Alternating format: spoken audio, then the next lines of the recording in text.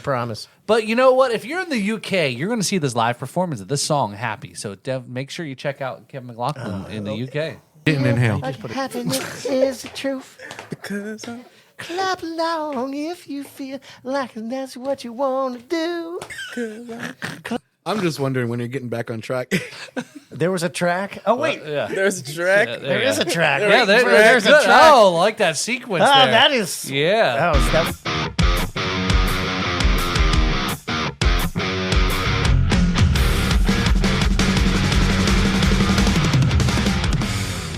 Hey, everybody, we're back. This is the Riffs and Rhythms podcast. My name is Kevin McLaughlin, and this is Paul Robertson. How the hell are you, Paul? I love how Devin's pointed out a while back that we are so inconsistent in our opening. Well, that's the consistency of it.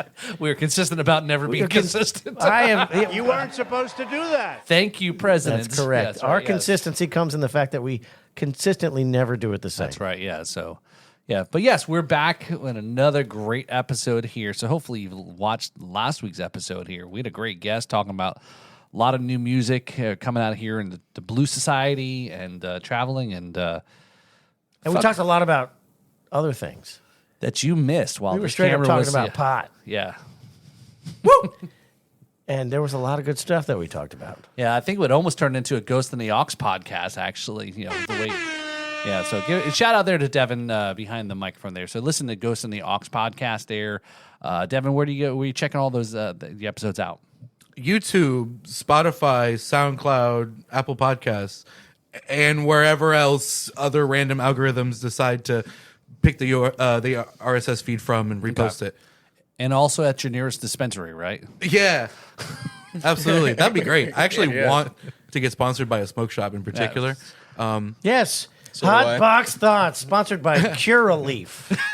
That's a big sponsor. I have a particular shop in mind, but I'm not going to say it because I'm open to any of them because, you know, going to keep your options open. Oh, yeah, there we go. There you go. So The Move Hot Box Thoughts program. That's right. Brought to you by. Oh, Move. Ghost on the box. There you go. Ghost on the box. Oh, baby. So checking out Devin's show there as well, and our shows and Brad's show. Again, I think we forgot to even talk about Brad's show? Oh, my gosh. last episode. Your therapist is working. This might be the first episode. It only took you a few seconds to mention him this time. So Yes. there's money Yeah, on the over-under on how long it takes for him to mention Brad Brock in our podcast. Yes. So he's our brother at arms. Yeah. So cheers, Brad. Here, right? So Last week, there's a whole lot of people in Vegas that lost thousands of dollars. So on betmybookie.com, you can bet on how my over-under on how quickly I will mention Jams and Cocktails podcast. So every Wednesday night, 8 p.m. Big shout out there. Yeah, but Brad takes care of us as well, too. Brad's the bomb. Yeah, so he's one of our brother at arms there. So, yeah, check it. Don't forget to hit and subscribe and follow all our stuff. Apple Podcast, Spotify, YouTube, and all those other things here. I've been saying all that is boring. I know, Let's but- talk about... You know what? You guys missed it, you podcast watchers. We had such a great conversation before this started. You'll never hear it. But you know what, though? Before you get into why you're going to, whatever you're going to say, and I don't know what you're going to say is... But you can actually be here in person and hanging out with us here. We've got a few folks that are off camera, off mic, and just hanging out. So that we welcome. We are actually actively taking auditions for a staff bartender. Mm-hmm. And you can audition live on the show. Mm-hmm. We have had an on-camera live bartender. That's a few times, right? We are definitely looking to have a full-time position with that. And we will call you Marge.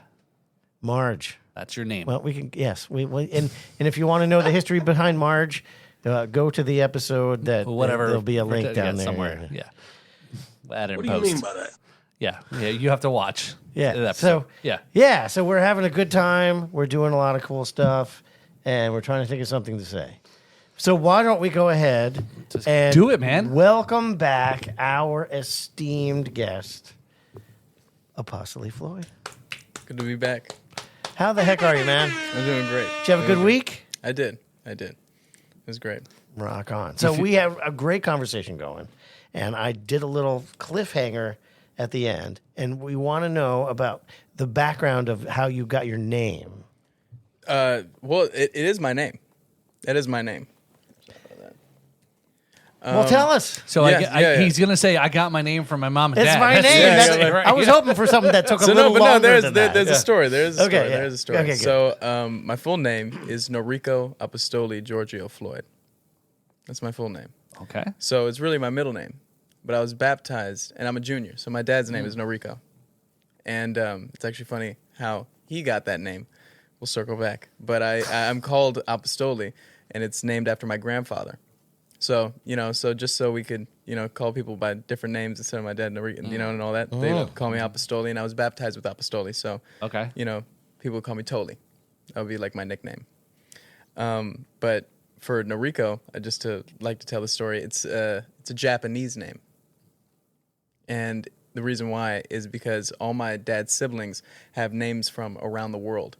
It's because their father was working on the cargo ships or the ships that are shipping all around the world, and he was always being a different place, learning the different cultures, and then he would find a name that really resonated with him. So he has his sisters are Centauria, Fatima or Fatima, so it's Africa, you know what I mean? And his name when he was in, he was coming into the world, Noriko, he was in Japan at the time. What's very funny, it's a woman's name. Japan, with the last princess of Japan, I don't know, maybe one of the princesses stepped down from princesshood. Her name was Noriko. She stepped down from princesshood to marry a Buddhist monk. Yeah. Interesting. It's a little wild ride, but it is just my name. It's my name, Okay. Apostoli Floyd. Okay. Yeah. That's how we. I had no idea. That's No. cool. Yeah, That's really I know. cool. So what does it say in the driver's license? Is it like Noriko Apostoli Giorgio Is your driver's Floyd. license like this big? You gotta. No, it's just it's double stack right there.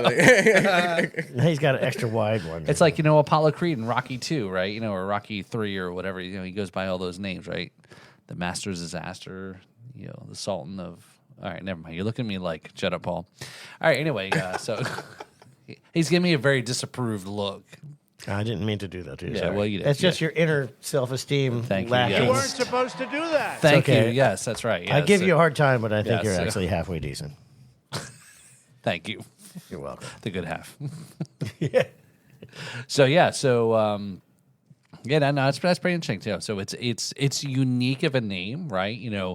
That that's obviously why I'm sure you inquired about why where your name is or and it's Yeah. from apostle. yeah okay Greek, yeah right apostolic Greek, yes, okay or apostolic. And then when you Yeah. type it in, it'll probably autocorrect it to apostolic. Sounds like you come from experience. You probably have to Absolutely. deal with that every day. all right. So Greek background is what I'm Yes, okay. Greek and black. Okay all right okay. So very good. Yeah. So that's yeah. Did you have problems in school? People reading attendance and stuff, like not knowing how to say your name? Yeah, they or would not say, knowing they would which say name to use? apostoli. They would say apostoli, but that's not wrong.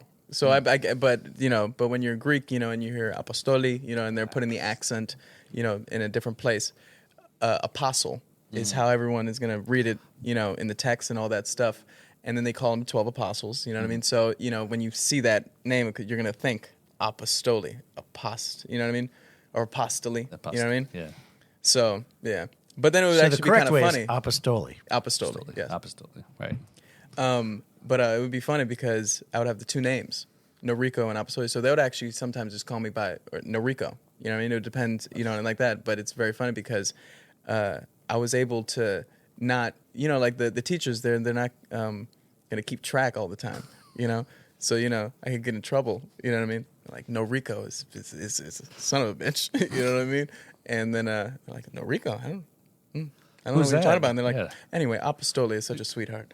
It's all about different so it was kind of funny to write my name. I was never wrong either. To write my name as Noriko Floyd or Apostoli Floyd on a test, Yeah, because they would be like, make sure it's right, because then with the grading and all that. Yeah, And they're right. like, and then my friends are coming Apostoli. They're like, just seeing the face, seeing the look on their face. Yeah, you're like, They're like, what wait, is your who's- name? Yeah, well, yeah. Who are you? Who are you? People call me Stoli, and they're like, where did you get that? So Stoli Vodka. We're looking for a sponsor here for. Yeah, you need to get sponsored by Stoli. That's right. To Stoli that's Snaya. right. Yeah. When people are having trouble with my name, I say apple Stoli, Okay. apple flavored Stoli. But it's still, you're still kind of pronouncing it a little wrong, but it helps people who are having a tough time. He's a marketing machine here. I would be willing to admit he's had this name his whole life. I don't think he just got it yesterday. Yeah. Yeah. Plus, last week when he was talking about the the Russian hotel strippers, and so that kind of ties in. That with would fit in with the Stoli right there. That's right. Right. Yeah. That's right. Yeah. He's been around the block a little bit. That's why she was taking her clothes off. She's like, Stoli is alive. Yeah. Stoli is real. Oh, you're related to the Stoli family? Yeah, sure. Yeah, tell her whatever she needs to hear. Right? They actually named it after me. There you go. Yeah.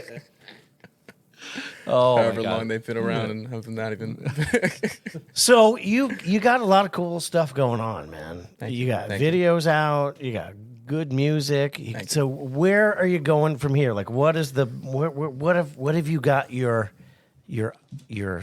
goal set geared towards? I definitely just want to just keep staying consistent. I just want to keep honestly just working on more videos. I want to release some more music videos for the album. I have a lot of new music coming along. I really want to plan out kind of just finding a way to collaborate with a lot more people all at once, because in this new age when I look online, it doesn't matter the genre, they're all collaborating, and they're not just collaborating, but they're collaborating digitally as well, and they're sharing it. And I feel in sometimes in even the rock community, because there's some people that I know, and they're like in the punk rock or like that, they're taking the steps to do those things. You know what I mean? And that's just to the things what they were doing all the time back in the day. The music videos, doing the collaborations, doing those featuring songs. You know what I mean? I want to do those features with the blues community. Those are things that are in the next step for me, where I feel, we all know each other. Why aren't we? Yep. I'm in SAE. They're all rappers. They haven't even released music yet, and they're all on features on each other, on each other's music. Right. We need to be like that, because not only is it going to build a community, but it's also going to make our music shared all among us. So I see that as just like a next step, because I know everyone in the blues community, and I got some great songs where I just picture different artists and the people that I know that could be a great addition to it. So who would be your ideal, like, if you had a ask or a get to collaborate with, then? So is it like a fantasy, dead or alive, and all that? No, or alive. Alive, because we're gonna we're gonna make a reel, and we're gonna clip this. We're gonna call him. We're gonna tag him. We're gonna call him. Kevin McLaughlin. Oh, no pressure. Well, that's already gonna happen. I hope. We're gonna. Yeah, that's done. That's already done. We got a circus tent to build. Unless it's too big for us, after the Europe trip. The elephants. No, we're putting on a circus. We're gonna get the Cirque to get laid. Exactly. And we're gonna have them all over the place. What were you saying again? So yeah, I was just like, who do you want to collaborate with? Oh yes, who do I want to collaborate with? That's hard. We took a real long break between episodes, didn't we? Yeah, right. That's good. Yeah. Yeah. So it's really hard, because now I'm trying to think about the genre. Okay. Because I listen to everything. When I'm listening to rap, I'm listening to Big Boy. Right. Sometimes I'm like, I want to do a collaboration with Big Boy, but in the live music scene, I really love Gary Clarkson Jr. He's really great. I love his music. Yeah. He's a writer. He's got a big voice. Yeah. And it's something that I'm like, oh, that's a music that I could also relate to. Right. And also like is one of my inspirations in the new music that I'm making. So, and I guess he'd be considered, Gary Clark Jr., as part of the new wave of... And also Lenny Kravitz. Okay. Yeah. Like part of the new wave of the blues players, right? No question. Yeah, because he's been around. Gary Clark Jr.'s been around a while, right? He's had some songs that have really hit. Obviously, doing the "Come Together" for the the DC movie, but he also does infuse a little bit of some electronics into the music as well, too, right? And I know some of your earlier stuff you've also were doing some of that, as you mentioned last week, a Absolutely. little bit of the pop kind of aspect of stuff, right? Yes. Yeah. So And it's something that I think can really impact the younger crowd. You know, it impacts me already, into where I want to make music like it, Now, in a sense of, I'm kind of lost. yeah. I mean, but I think what you're saying is you either because you mentioned last week about your different genres and your dad exposed you to a lot of different types of music, whether it's rap or R&B, or rock or blues, etc. You've got a very amalgamation. Is that the right word? They say You said that perfectly. Perfect. Yes. So if you're drunk, you're definitely understood what I was saying. But it ties into what I think you're bringing it all in together is on that is your style of music, right? I think artists who are just one and don't move either way and evolve and grow, they get stagnant in that sense where, like, I give you a really good example. It's more of a metal example, right? It's like Metallica. Metallica started out a certain way. The fans that learned about them was this. Then they kind of changed a little bit, became a little bit more radio friendly. They grew into a fan base. The old fans hated it, but then they grew again. And, so again, it's like, and here they are 20 plus 30, 40 years later, they're still irrelevant. I mean, hell, the Rolling Stones start out very bluesy.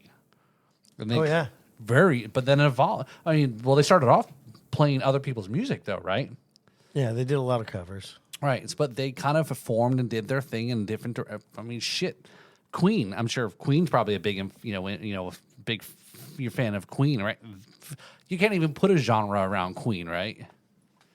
So, Exactly. Yeah. So it's kind of like whatever your style, as a creative artist, you have different things that you're going to be inspired by in different recordings. So yeah, maybe you have Kevin's going to do a new metal or rap, Limp Bizkit, Limp Dick, Limp Dick Isk. I did it all for the cookies. What? Yeah, what? Who said what? This podcast went real weird, actually. So Can I turn around with a question? yeah, sure, go for it. This is kind of for everybody because all of you are musically involved in some way. I'm kind of the only one here that's not really in that realm, but I am a creator in other ways. So one of the things I think about is that how do you guys think about, or what do you guys think about when you're trying to distinguish yourself from the thing that's influencing you? Like, because sometimes I run into a thing where I see, for me, it's particularly video, because I like doing video projects. I see a video and I think I want to replicate this format or this style of thing, but I don't want to come off like I'm copying this thing. I want it to be mine, but I still want it to resemble this. So what are your guys' thoughts on that? Steal as best as you can. Yeah. I mean, really, it's, you could even go to the crazy thing with the Ice Ice Baby and Queen. I mean, it's so simple as it's his. He won. Ding. I mean, but think about that. So I was like, it's something as close as that. If your thing doesn't resemble it as that, you could, it's also how much can you live with yourself? I mean, there's some people that could, people could then say, because sometimes, my best lyrics are a lyric I take because I just plug it right in there. I'm like, that's just, it fits perfect, and they're just some things that, the chord progressions that we use. I mean, it's kind of hard to. There's only 12 notes. Yeah, it's really hard to feel like stealing when it's also coming from you. It's like those piano commercials. You could play 5,000 songs today if you just learn this one progression. It's or the Ed true. Sheeran where he was doing the whole thing where Yeah. singing the pop songs with all the 3 chords. Yeah. It's. And then there's funny because this one girl, she got me a book as a gift, and it said it was a book that says the best artists steal, or like, you know what I mean, like, and how to steal, from the best artists, because it's you look at every great artists, they're taking something from the next. They're being inspired by the next, by the next, by the next, by the next. It's if you're trying to create a new element, you're gonna like create a new color. That's like you're putting a lot of stress on yourself to, you know what I mean? To you could just let that go and just let it create. How many times have you seen someone draw an eye? But it's your eye. How you make it captivate. It's nothing new. So I have some things in. So first off, it's okay to be a copycat as long as you're copying from the correct cat. I like that. But then when you borrow someone's style, basically what you're doing is you're acquiring a template. And the first time you use that template, it's going to look like the template. But the second time you use that template, it's going to have a lot more Devon in it. The third time you use that same template, it's going to have a lot more Devon in it. And eventually, people will barely be able to recognize the template. And that's how artistry is born. He definitely likes to give more Devon in it. I put a lot of Devon out there. As you should. Probably more than the world needs sometimes. Okay. But yeah, I think we've talked about over the podcast with different guests about how that fine line between, there's all sorts of lawsuits nowadays, like, oh, this person's sampling this, or they've been this picked up, or The Weeknd, right? He's gotten dinged about stuff, and he's like, at some point, even though there's only a certain amount of chords or notes or that you can play, and however you organize them in a certain way, there was How many even audible frequencies? It's all about giving credit. You could say when you do a production, you could say, listen, I stole this word for word from Blind Lemon Jefferson. Yeah. And then now it's not stealing, it's honoring. Like Led Zeppelin. And granted, back in the day when, like all of us musicians, when you can hear something on the music and not realize you even heard it, and then go home and sit down and write a song, and it's what you heard, but you don't even know it. Mm-hmm. I hear that's a super common thing with comedians. And you release it, and it turns out you plagiarized somebody, and you didn't even know it. It happens. So it's not a bad thing. It's just in today's world, it's about giving proper credit. Yeah, because obviously all of your music has been influenced by this person to create what you've taken in, right? So yeah, there's going to be maybe a certain song that's going to sound like maybe a Prince song because you were influenced by that person. Exactly. And so there's going to be those weird kind of places like, oh, well, you totally ripped off. Like, it's what it comes down to is, did you intentionally, the intent versus that's just part of how I, and then the blues is going to be, I think, very difficult too, because like you said earlier in the last episode it's like a 1-4. 1-4-5. Yeah, right. So how much does those same songs sound the same? I hate to say it like in that way, but there's a lot of, blues songs do sound the same way. My favorite story on this is Prince wrote a song, and it's called Purple Rain. And he was all done with it. I never heard that one. Yeah. You should check it out. It's an obscure thing from the early 80s. How does it go? I think they made a movie about it. Can you sing it? No, not in a way that anyone would actually want to well, hear. hold on. Before you tell your story here, I'd like to see him cover that now. Oh, yeah. Okay, but let me tell you the story. So Prince is listening back to the recording of his new song, his grandiose, awesome new song, and he realizes that it's already a song. So he calls Jonathan Cain, and he says, "Dude, I just rewrote your song faithfully." He's like, "No way, let me hear it." So he sends him the track, and Jonathan Cain calls him back. He's like, "You can have it, man. No one will ever figure it out. Like, go for it. Like, no problem. This is long before, copyright dings or anything like that." Jonathan's like, "No one will ever figure it out. Just release it. It's great." So if you play Purple Rain and Faithfully, they are the same song. Prince didn't copy that song. He just hooked up to the same muse. Yeah. But like, and now I played in bands, and they're like, "That's ridiculous. They're nowhere near the same song." So I'm like, "Really? Okay, listen." And I'll play Neil Sean's solo for "Faithfully" in the outro to "Purple Rain," and it's perfect. It's perfect, note for note. They're like, "Oh, you're right." So even people with a trained ear like don't even know that they're the exact same song. So when you listen, go listen to them. No, I will. And you'll be like, wow, that's.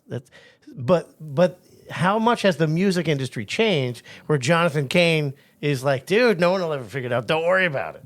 Where people like, if we played, faithfully now on this podcast, we'd get a copyright ding and we'd be demonetized. It's an entirely different world now. Mm-hmm. That's why he's not allowed to sing that Purple Rain song, because we don't want to get dinged. Because he's singing note for note. Nobody. You're gonna have to title it "Purple Rain" cover. No, That's right. Yeah, nobody wants to hear that. Hashtag. I'm not going to do. I don't think everybody realized how clever that was. That was fire. Yeah, good job, man. Yeah. Yeah, we've It's drinking from the skull of knowledge. Yeah, that's right. That's right. It's a little tricky. Look at that. Yeah. Tricky. We're not. That's, thing. yeah. Drinking you gotta sideways go from the around it. skull You of gotta go knowledge. around it. Yeah. Yeah, you go. It's like hooked in there. It's you know? almost like It's all about putting your lips in the right spot. That's what you need to know. yeah. That's That's the why secret. we've actually, this is the first guest who's actually drank out of the skull. Why'd you tell him that? That's good. Yeah. I'm Everything christening tastes it. better when you drink it out of a skull. Yeah. Just ask the Aztecs. All right. Too soon.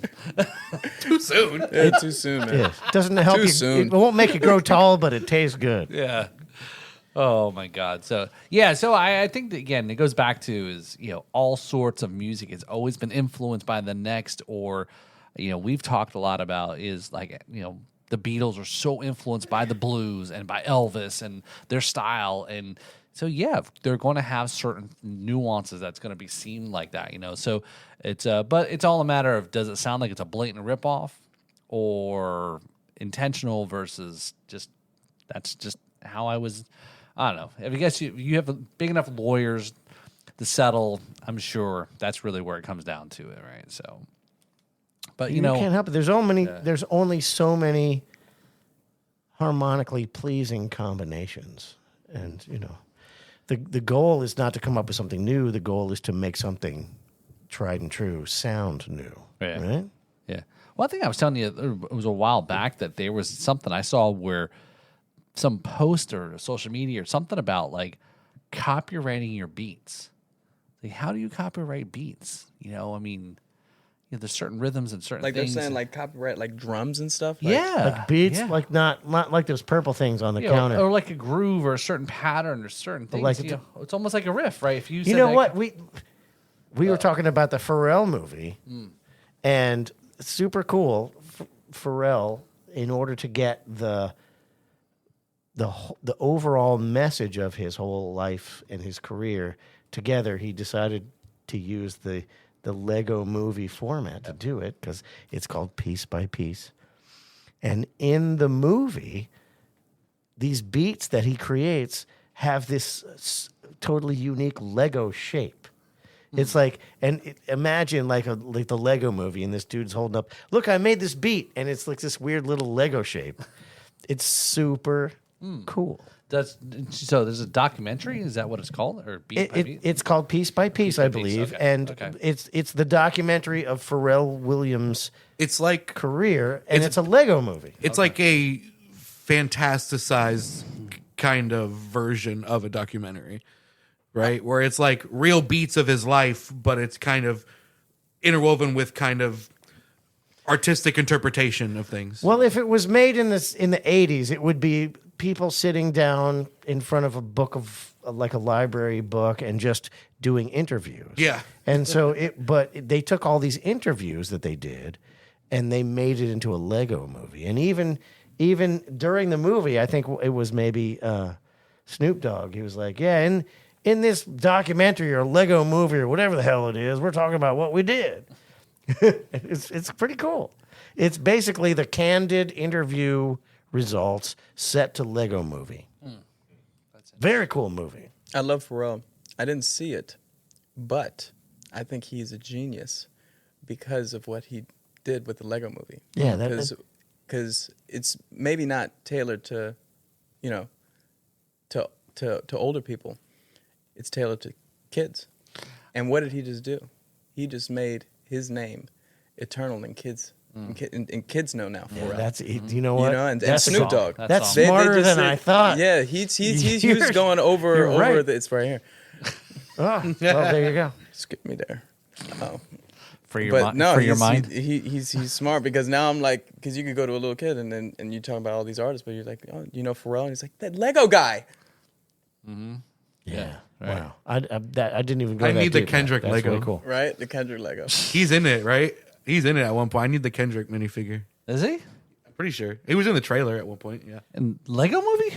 No, in the Pharrell one. Oh, okay, Yeah, okay, I okay, honestly, okay. after watching that movie, I had no idea how widespread Pharrell was. Like he was involved in projects. I had no idea. Like he was instrumental in the whole the No Doubt's biggest album. Like what? Yeah. Like a ton of stuff I had no idea Pharrell was even remotely involved in. The way that I got introduced to Pharrell was "'Cause I'm Happy" from the Despicable Me movie. And but before that, and I don't know. Not if from he- the radio Yeah, or yeah. top charts. Yes, or from the Disney from the- movie. Absolutely. So before Who that- listens to the radio? That's so 70s. Hey, He that's was- Illumination. Thank you. He was okay. also right Despicable because Me. before that, I don't know whether he still is part of it. Is like NERD, right? That was the band he was in or performed in that. Yeah, they you talk know, about right, that a yeah, lot. right? Yeah. So that was he had some really good hits on that one too, with different. Still my vibes. favorite Pharrell song.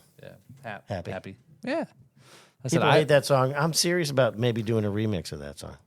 Or, No, it wouldn't be a remix. What am I saying? But a live band version. Right? of Yeah. that. It's not. Hey, look. How do you not be Isn't happy? it a blues song? Isn't it a blues It song? will be. Yes. Yeah, there you go. All right. I think it's somewhat of a structure. Well, I'm accused of being too moody and dark with my music, so trying to be. He needs to be more happy, yes. So if you're in the UK, And I also want to find out what it's like to feel like a room without a roof.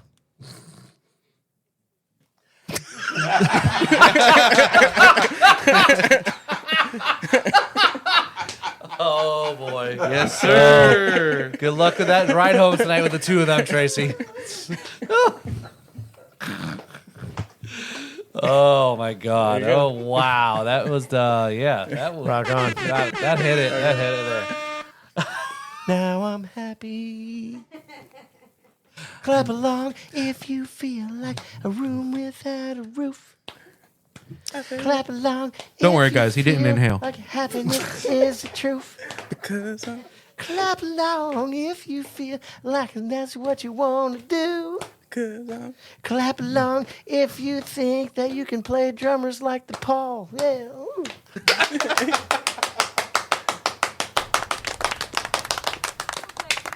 That's part of the song.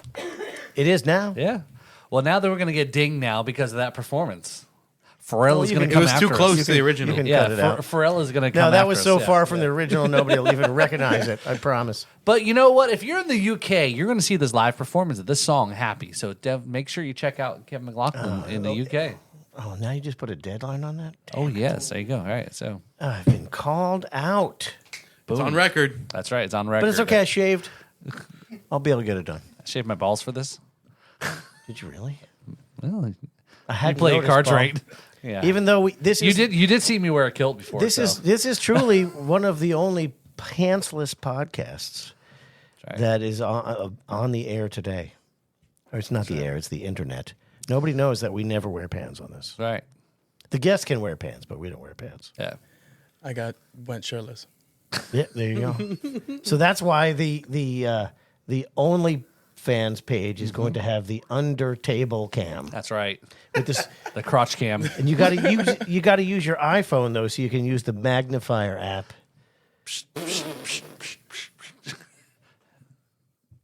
Devin's the only one who got that. I'm just wondering when you're getting back on track. There was a track. Oh wait, Yeah. There's a track. there is a track. Yeah, there's a good. track. Oh, like that sequence Ah, there. that is. Yeah. That was slick. Yeah, very good, very good. So, all right. So we gotta give some background story. So what had happened was What had happened? we are up in Ormond Beach on the last day of Bike Week, and we decide that we're not going home. We are going to party and close Bike Week down. And so the closest place to the hotel was the Saints and Sinners pub at Destination Daytona. And I called them, and they're like, when do you guys close? And they're like, oh, probably 9 o'clock. It was 8 o'clock. So we were like, I hung up. I'm like, guys, they're going to close by volume. We're going to go in there. We're going to be drinking so much they'll never close. So we get there, and we ordered a whole bunch of liquor, and then they said, while we're buying, like about to pay our tab, they're like, last call. And I'm like, wait. Can I have like 3? Right? We all ordered 3 of everything. 3. 3 of everything. 3 of Three everything. what? 3. 3. And so we're sitting at Saints and Sinners pub, and every sane person is tearing down and getting ready to go home. We're sitting there just we're starting on number 1 of 3. And this dude comes up, and honestly, I thought he was going to ask us for money. He's a musician, so he could have actually well been. And because recently I realized that the rock star look is actually the homeless look. Because think about it. Like, look at Keith Richards. Like, if he walked up to you, you'd probably give him $1. I know. Well, you look. You can't even afford to actually sleeve on the vest. You know what they say? This is the drug behind the truck look. Here. You know what they say, though, about Keith Richards, though, right? No, what do They they say say? every time you smoke a cigarette, it takes 5 minutes away from your life. And it gives it to Keith Richards. No doubt. So this dude is, and so he's got the homeless look. I'm expecting that, and he's like, nope, he's promoting his album. And super cool guy. And he's hanging out at our table talking. We end up, he thought he was just going to give us a card and go, but we wouldn't let him go. We were hanging out and talking with him. And help us drink all this booze. yeah. So somebody gave him a beer, right? Yeah, I think probably. Otherwise, he would have left. So David Kimes Jr. gave us a chance to check out his album. I'm a friend. He's on Facebook now. He's got a lot of cool stuff going on, and we are going to actually review his song. Do we have a sponsor for this review anymore? Yes, the Reach Solar. Buy your solar panels from this guy here. Right. This is, yes. You could turn your electric bill to 0. Just call me, and I'll tell you how it works. There you go. So, we review these songs, as you know, through the lens of, is it the riff or is it the rhythm that makes the song a good one? So let's look at Live It Up today and see if we can figure that out. All right, here we go.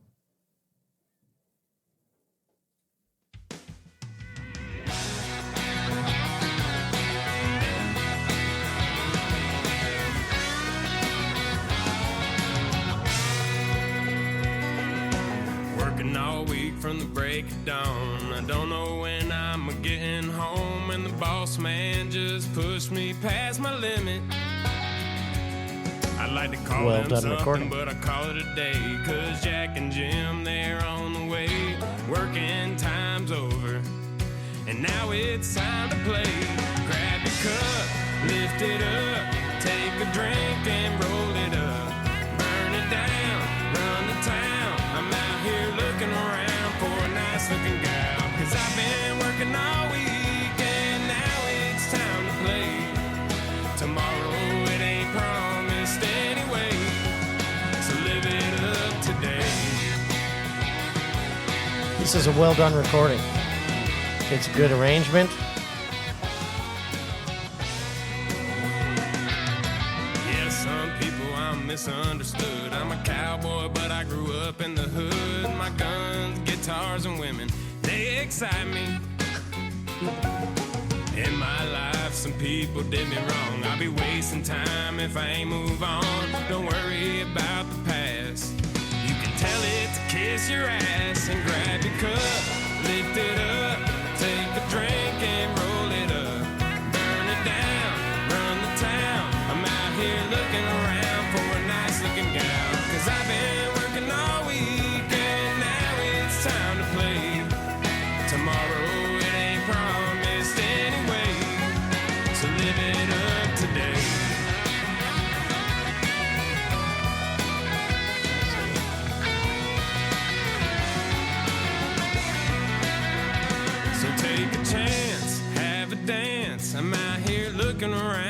How many guitars do you think this is? Bad girls that wanna treat me good.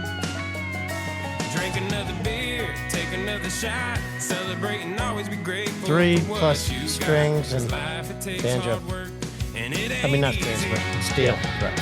So grab your cup, lift it up, take a drink and roll it up.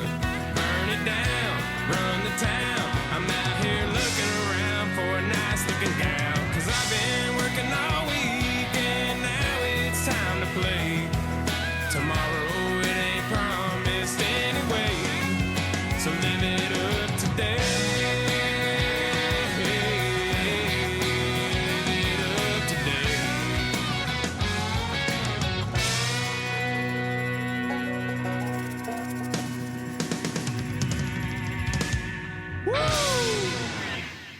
All right, man. Yeah. That was national quality. So, So that was high quality Nice song. stuff. That was world class, man. I really liked it. Yeah, for me too. There's think- there's a certain genuineness about his voice. It's not 100% polished. It's not perfect, but it's not bad. It's got its own kind of country thing to it. I love the rhythm. I think for me it was the rhythm. Okay. All right. It was for me. Obviously, for all my music, I think it's always based around rhythm. You know what I mean? I'm always trying to get people moving, and this was keeping me moving. You know what I mean? I could definitely see People dancing. Like, yes, doing the square dance and the doing all that. Like it was perfect. It's also a great like party song. I could definitely hear like, and then a party song. I think it's always based on rhythm because you got to keep the crowd moving. You know what I mean?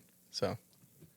So I this like the song. this was tough for me because I try to always intentionally not go straight to the rhythm, obviously because that's on the side of the table I'm sitting. But what really I was picking up on was that banjo a lot, right? So I really was digging on that and kind of did that make the difference about this song. So I don't know. So I guess I would consider the riff. Is it banjo riff-ish, I'm riff because there's a couple riffs. There's the vocal riff. But does that lend to But then- the rhythm, the cadence, See, and that? I was thinking of that exact thing, but in the rhythm sense. I was feeling rhythm, that exact same like thing you just did in my head. I felt that as rhythm. Okay. That song. Okay. I think for this song, it's like it's so good that you could strip it all away on acoustic and a campfire, and everyone's still gonna get down. Yeah, it's still just You know as what I good. mean? Yeah. So I feel like you know what I mean. Like those songs, those songs where everyone knows it, where you're just strumming it. Right. The person who's you could teach it to, even someone who's just played the guitar. Say, teach me a song. You know what I mean? And you're not gonna know all the ins and outs of like what makes the song really tick. Because, it's like all those riffs, but it's like just the skeleton. You know what I mean? Yeah, that's the mark of a good song. Yeah. And there, on a previous episode, I thought it may have been Brad had talked about when we did a review. He was picking up on whether it was like the rhythm aspect, but coming from the guitar. Like there's a rhythm, right? We all know that there can be rhythmic. Playing the guitar can also add to the rhythmic, right? I mean, based off, obviously, when I see him, he's a guitar player. Yeah. So of course, how we all write our songs, we're by ourselves. I don't want to say we're by ourselves, but we're by ourselves with our instrument. So we're on our own, and then we're maybe thinking of different parts. You know what I mean? And it's really coming from, can I just groove with it? Can my foot be that motor? And if it's already working like that, and then someone who comes into the room and they're like, hey, that sounds good. All right. So do we have rhythm? We got 2 rhythms and 2 riffs. Okay, yeah. Paul actually went riff this time. Yeah. Okay. Switching teams. All right. So Definitely some great riffs in there. I will say that. It's not like but for me it was definitely, because if like I don't have to worry about the riffs if I want to start playing the song. You know what I mean? They're like, play that one song. yes, I down always to it. think about it as what part sticks in my head after the song is done playing. What part is repeating in my head the most? And for me, it was definitely the more rhythmic side of it. But I mean, when you say rhythmic side of it, are you talking about what part of that is the rhythmic? Yeah, because I have the melody stuck in my head. Ba-ba-dum, ba-da-da-dum, ba-da-da-dum. Like I have that stuff. I don't have the riff more stuck in my head, but I have that zhuzh of the song. you Yeah. know? Yeah, the turnaround riff.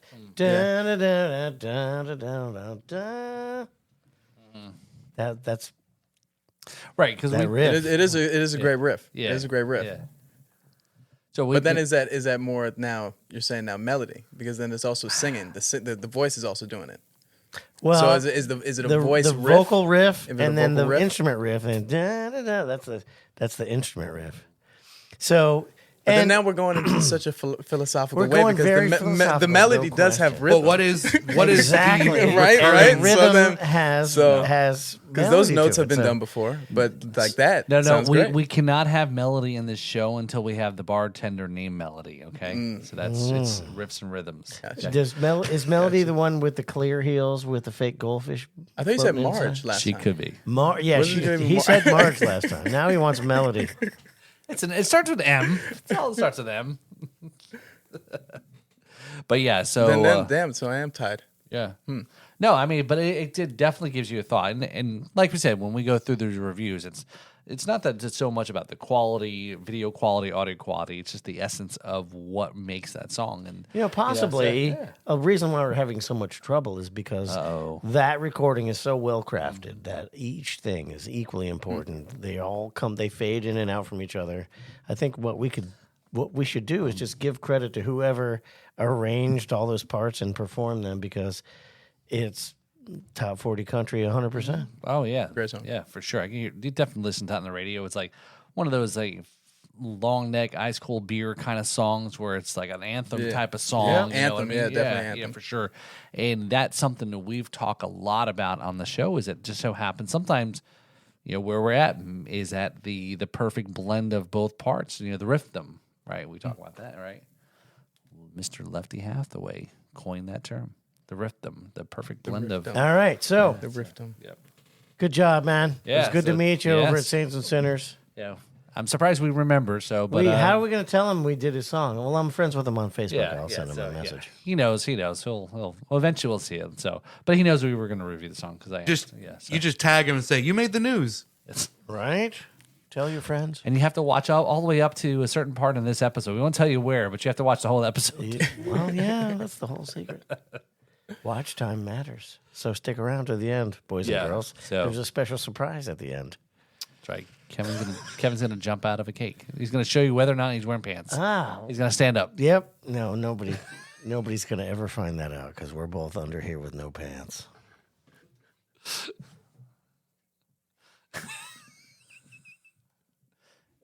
Tune in later for only Kevin's. No way. Kevin's. Do not come. They said, Devin, All they're not listening. They don't hear the drops. So we have new artwork on the wall over Yes. here. We've got Yeah, thank you, Dusk guys. Till Dawn album cover art over here. Apostoli. Good job. Thank you. And your hair looks especially full in that. And that is a great graphic. So Oh, people are asking. Drop the hair routine for sure. did you did you draw that? Like, how did that artwork come about? Well, it's actually from a picture, and then I gave it to an amazing artist, and he recreated it and made us, into pirates. That's way cool. Yeah. So where's the album come from? The idea there from the movie? That's what. No, not really. But I'm living in Miami Okay. and late nights, and it's just the lifestyle, and you're kind of just living from dusk till dawn. Sure, there's lots of vampires down in Miami, right? Yeah, a lot, Yeah, in more ways than one. a I'm bunch sure. of them. Yeah. So very cool. So so let's talk. I know we talked a little bit about the album though. Last episode was, but let's talk about how that went into that process there. Is that 10, 11 songs I think are on the tracks total, Yes. and just again you mentioned that some of the influences on how you wrote the music over the last couple of years, ideas you had to kind of put it all in there. So is the band whether it's there was in the poster, but is the band a current set or do you have players that come in and out? So definitely, I play with a bunch of players. The people that you see on the cover are a mixture of just the people that have were part of the album of bringing it to life. So part of the production, part of the recording, part of the just everything. Now I do have a band. I have my main guys. These are my main guys. Okay. My bass and my drummer right there. And we're always going around, playing around. I play with a bunch of musicians who, know my music. So because we're all musicians and we all got to play around, you know what I mean? So if I can't have my guys at that day because they got another show, definitely I know a bunch of different people. Yeah. Okay. Yeah. So if someone wanted to hear your tunes, what would they do? Where should they find them? I mean, on all platforms. Yeah. Apostoli Floyd. Well, there you go.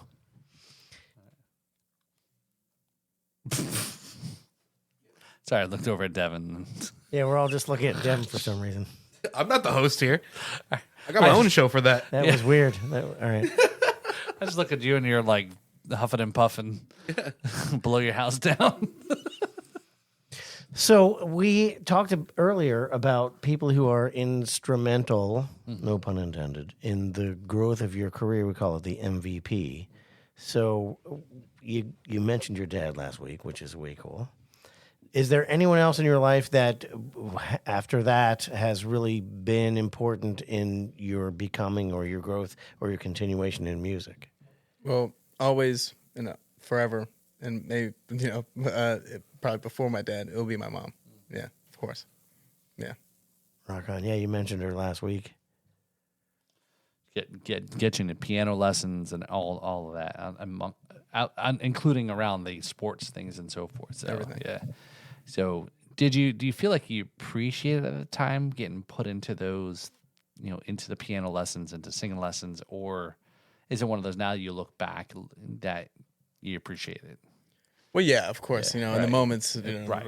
Like, I don't have to do this. Right? Oh man, you're going crazy. Yeah. You know what I mean? Yeah, of course. Looking back on it, should have even took it even more serious. You know what I mean? Yep. When I'm just, blowing it off sometimes, not, practicing and doing all those different things. And now I'm like, oh my, like, why can't I get this right? I'm just like, why didn't I? Should have. Yeah. No, I hear you. I've shared similar stories about I've started playing snare drum in elementary school, and my mom always knew it was like what day I actually had to go to school and play was that morning I was practicing.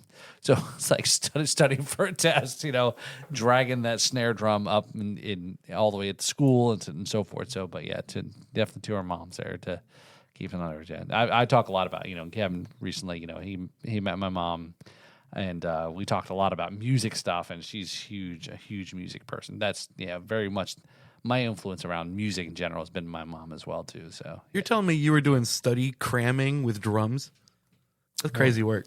Well, it's like, if you're showing up to a lesson and you wait to the last fucking So you minute. were one of them where you're just like, Hey man, I'm learning the song on my way to the gig. getting ready for your Yeah. lesson. You spent the first 2 hours trying to find your snare drum, and then you spent 20 minutes going over what you should have practiced every day for a week. That's exactly right. Yeah. Okay, I get it. We're cramming for the test, man. Cramming for the test. Yeah. Yes. What I found a lot of interesting, funny you say that, is like my oldest, when he was playing guitar and he was taking lessons, and remind me, somebody asked me about whether you do lessons or not. I'd talk to you after the show.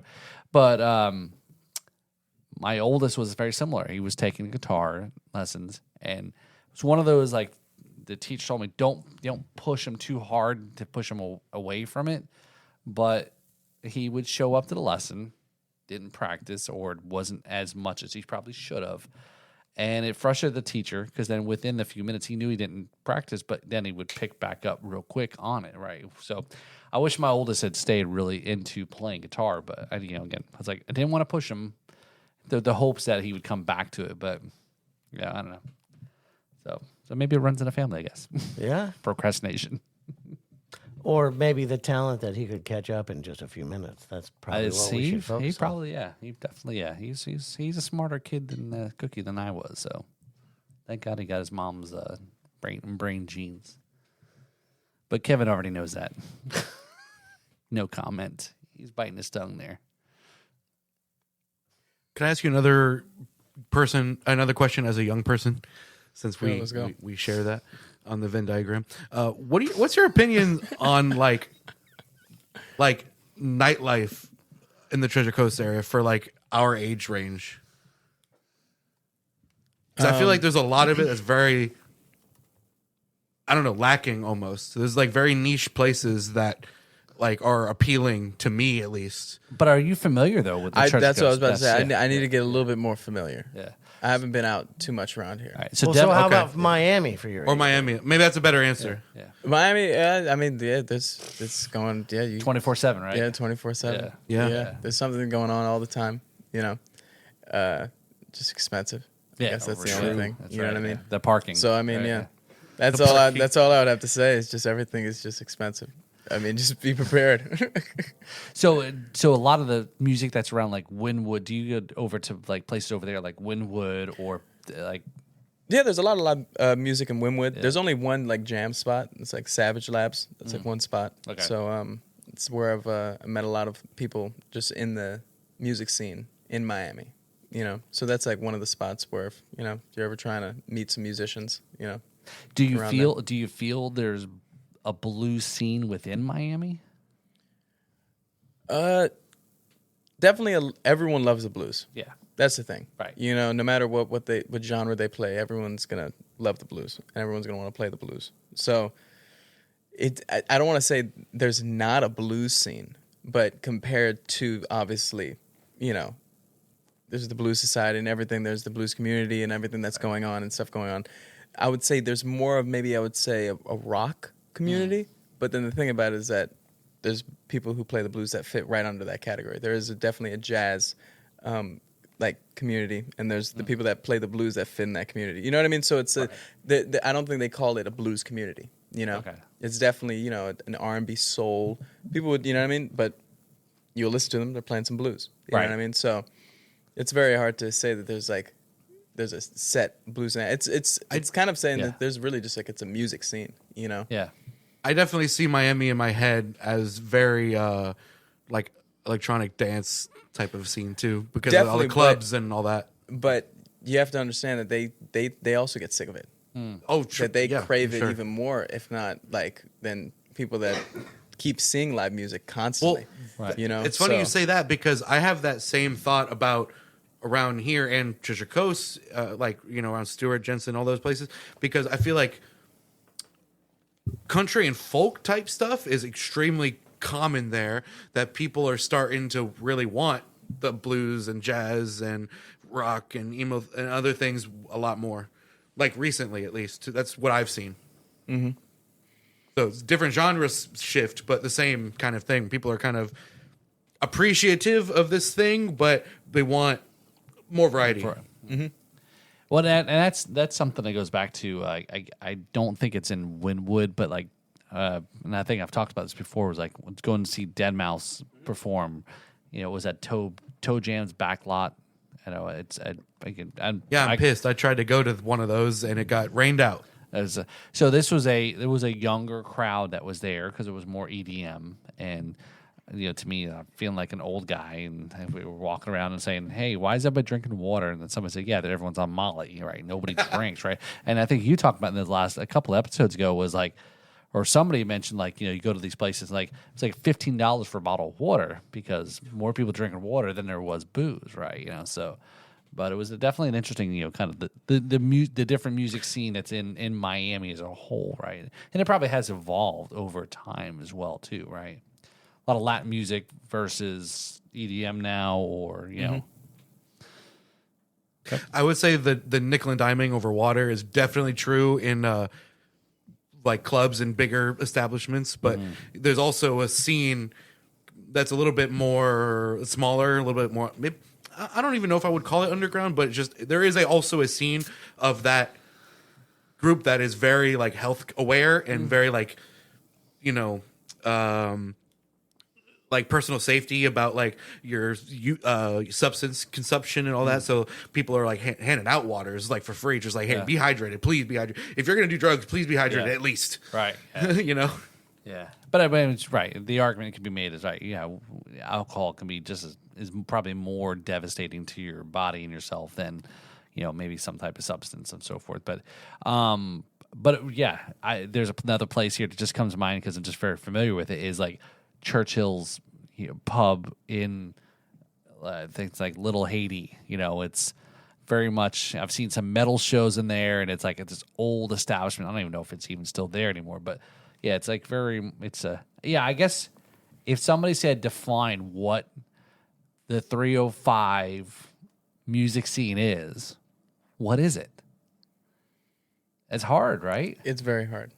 It is very hard. Whether it's club or whether it's rap or, you know, Flo Rida and Mr. 305 and, you know, and everything from Gloria Estefan to, you know, and all these different. And I didn't even realize this. Casey and the Sunshine. See if I can pronounce that right. Casey and the Sunshine Band actually was formed in, I want to think, Hialeah, I think. Yeah, really? Somewhere in South Florida, yeah. Yeah. So it was like. Right said Fred as well. Oh, because we are too sexy for this podcast. He's too sexy for our podcast. Yeah, that's right. Right said Fred. Oh my God, that's a blast from the past. That's totally obscure. Sorry. But all right. Anyway, so speaking of South Florida, I want to go back. Yeah. You recorded your album at Criteria Studios. Yes. Now, for Floridians, that's epic, but for the world, that is a studio where a lot of big albums have been made. So what was it like being at Criteria? It was amazing. It was definitely,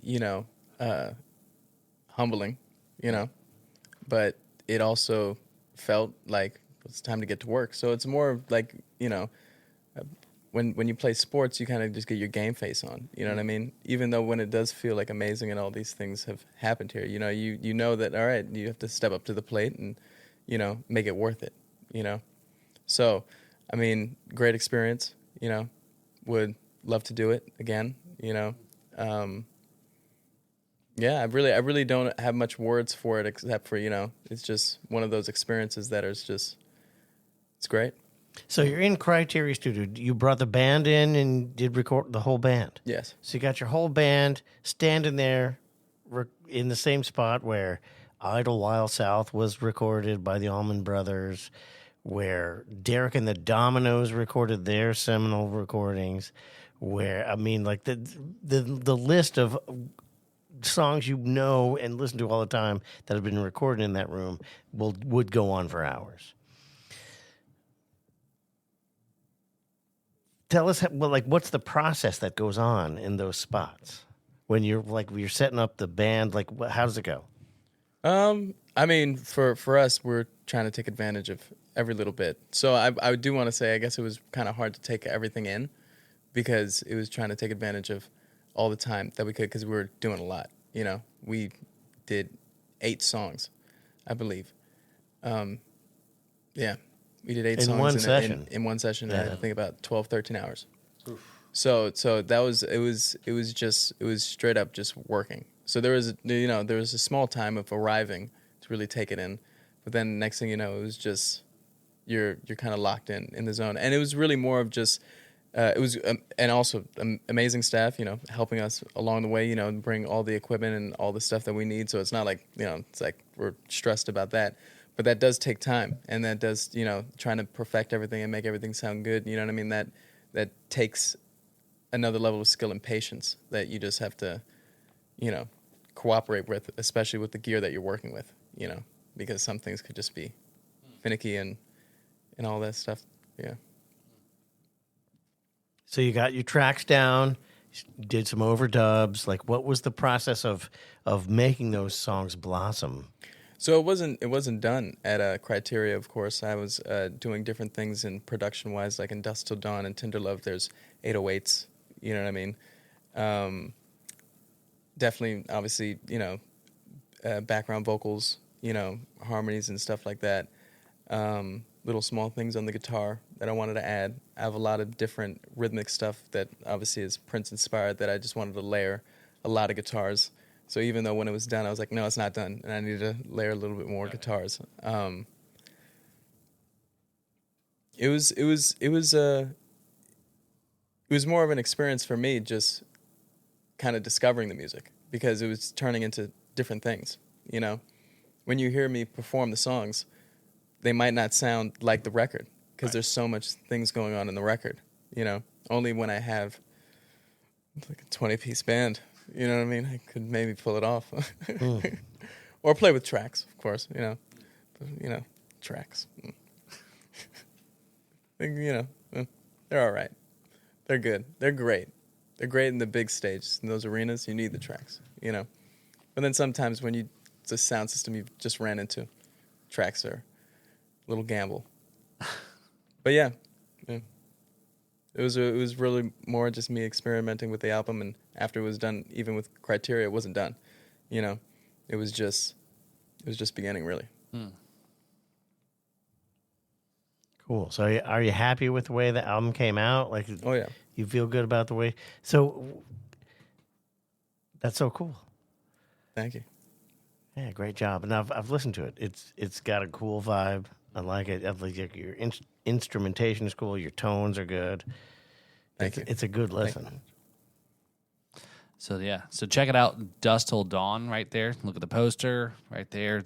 Apple, Spotify, everywhere, right? Yeah. So Everywhere. yeah, so very cool. So yeah, definitely, yeah. Like So I how said- soon before anything new?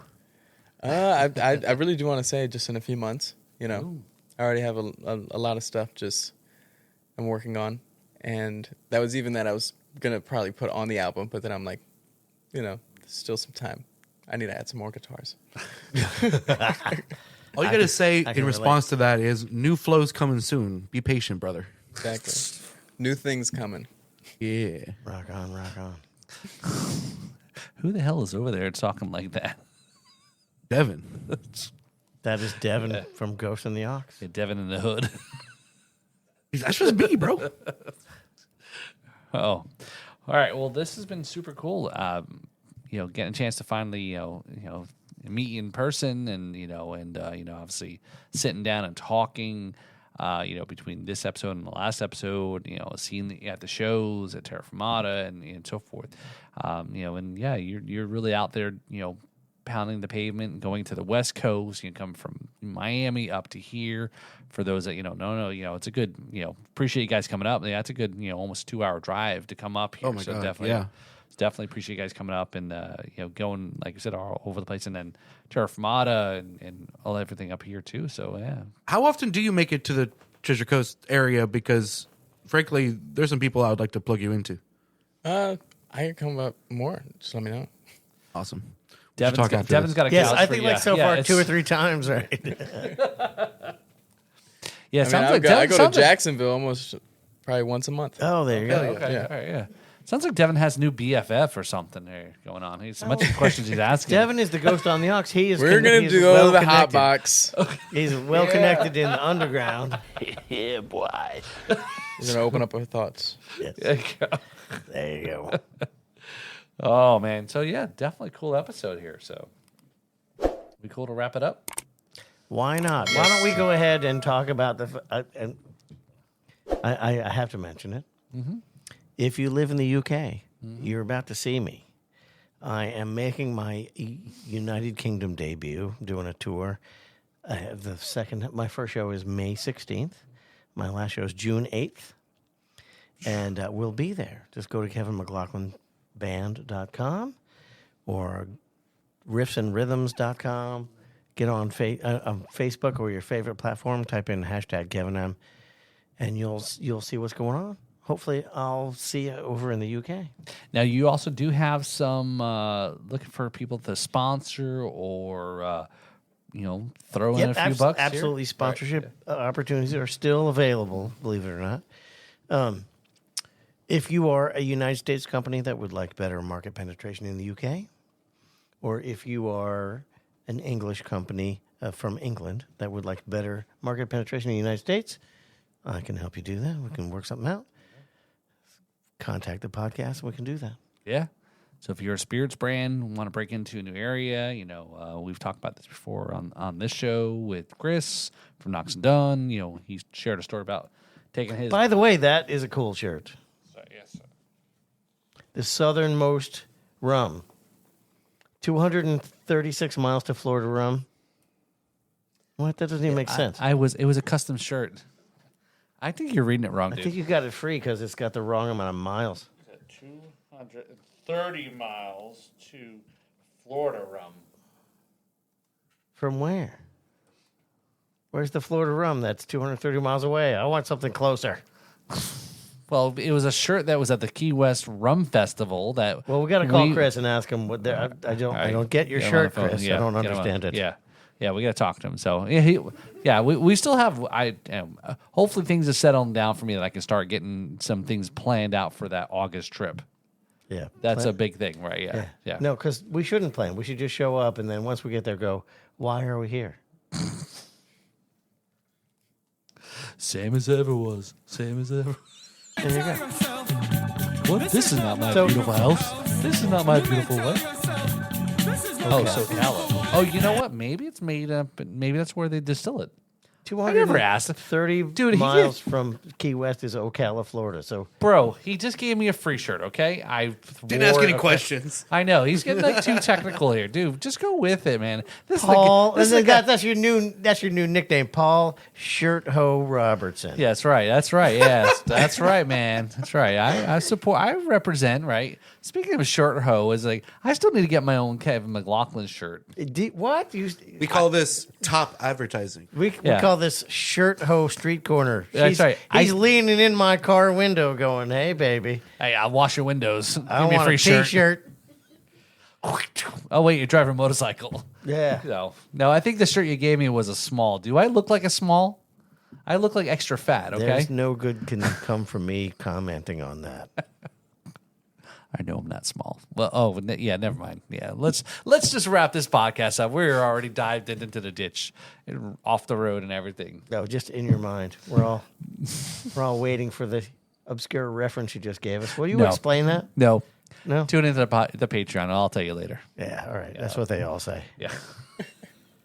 So check out all of our podcast stuff here is B3 Podcast Network on the audio channels or Apple, Spotify, Pandora, etc.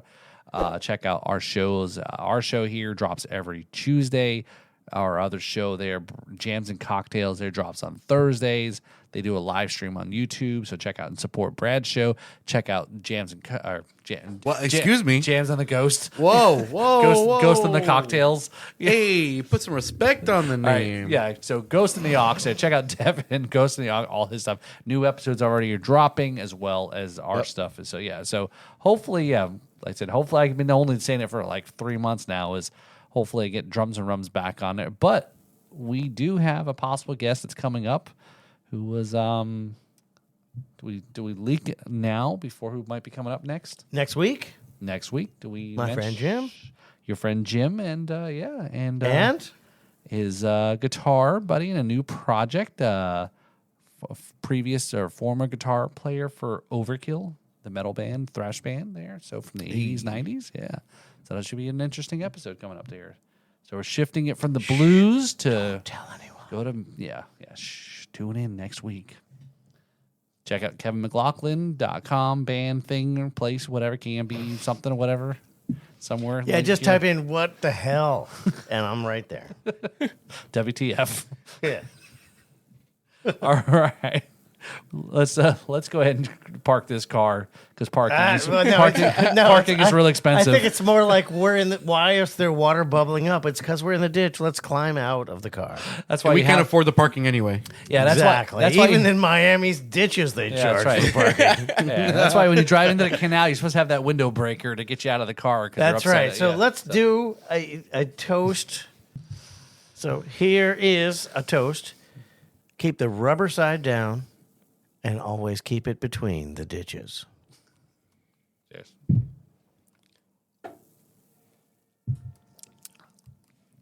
I'm Paul Robertson, and this is Kevin McLaughlin. He is the ribs. And he's the rhythms. Don't drink the bong water. Damn it. Cheers. See you next week. Or do.